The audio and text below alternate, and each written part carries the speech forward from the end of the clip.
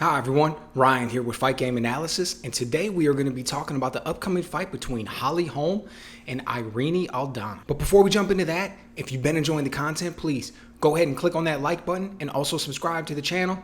Really appreciate your support. Alright, so we've got an upcoming fight between Holm and Irene Aldana out there at Fight Island. Alright, now this is an interesting fight.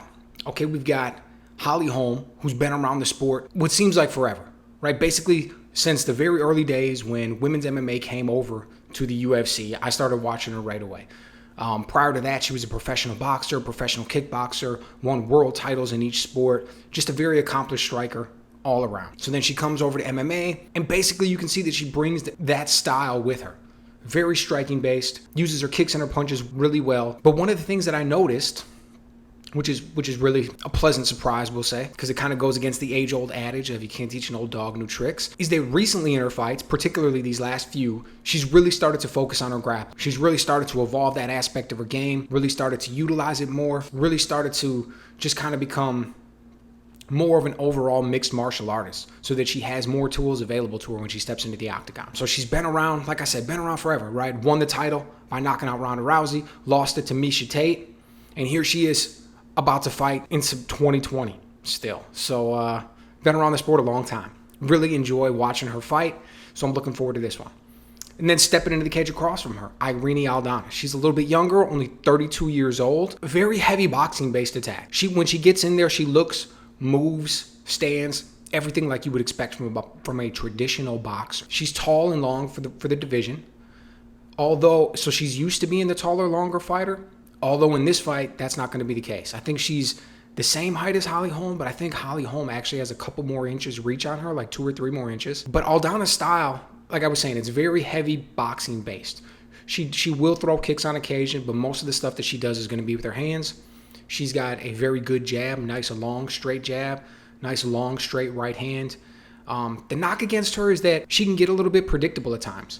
She'll find comfort in whatever punches or whatever combination she's using, and then she'll kind of go back to the well a little bit too often. She'll become a little bit predictable in those regards. All right, so the question is, when these two meet up in the octagon, who's going to win, and what's the fight going to look like? So I think this one is going to start out on the feet, obviously, right?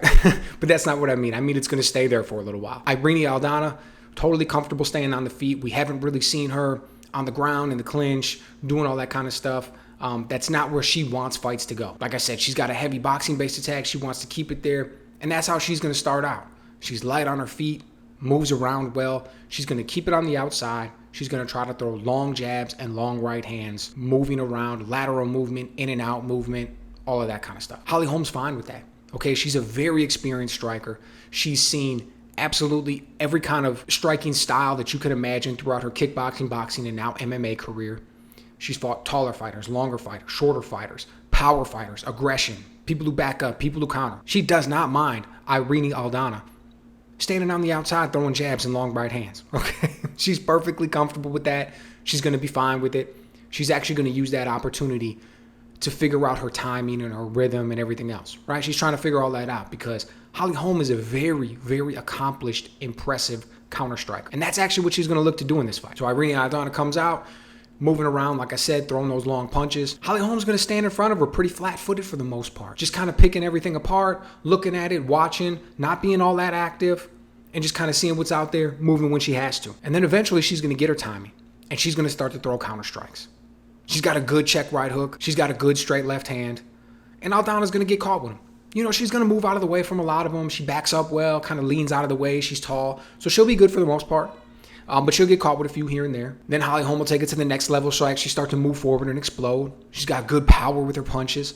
She can cover the distance and land and shoot out like 3 or 4 straight punches in a nice combination. Make it like 3/4 of the way across the octagon. So she can cover a lot of ground, and she's explosive when she does it. And slowly but surely, I think she'll start to work the fight kind of into how she wants it, where she can stand and wait and plan out a good counter punch, and then she can explode when she wants to, and kind of controlling the fight that way. And then the next step after that is going to be when she institutes the grappling. Like, make no mistake about it, Holm's ultimate goal for this fight, in my opinion, is going to be to make it a grappling-based match. Not 100%, but grappling-based.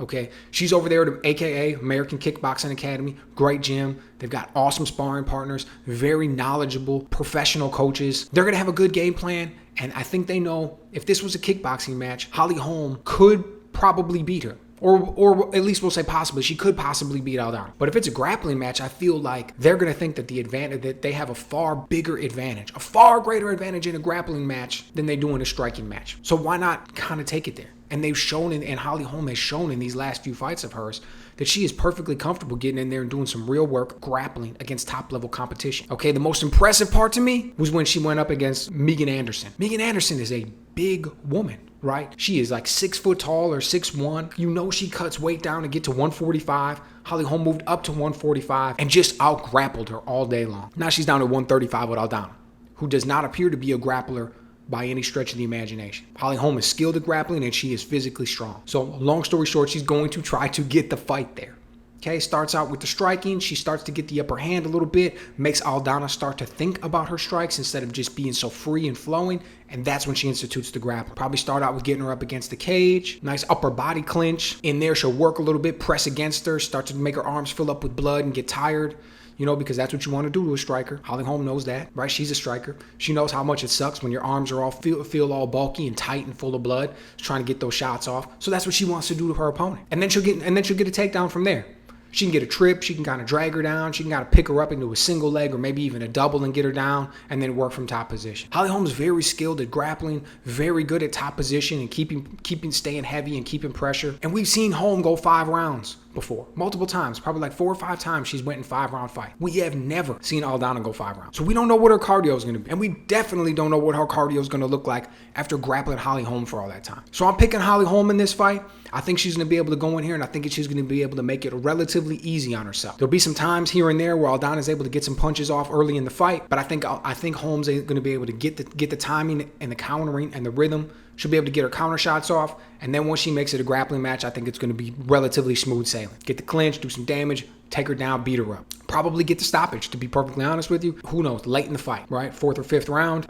I just don't know how Aldana's going to hold up. I just don't see her being versatile enough. She just hasn't shown me enough in these past fights to make me think that she's going to stand up against somebody with the experience level that Holly Holm has. So let me know what you guys think down in the comments below. Do you think this is going to be another win for Holly Holm? Do you think Aldana is going to be able to pull it out and get an awesome name like Holly Holm on her resume? And after this fight, whoever ends up coming out with the victory, what's next for him? Let me know what you guys think.